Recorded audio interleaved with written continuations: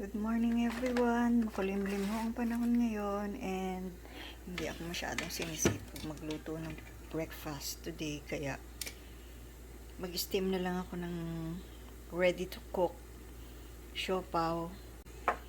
Steam lang po natin siya ng siguro mga 10 minutes.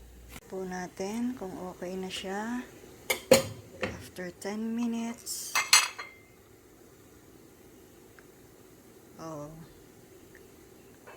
luto na. So, patayin na natin ang apoy.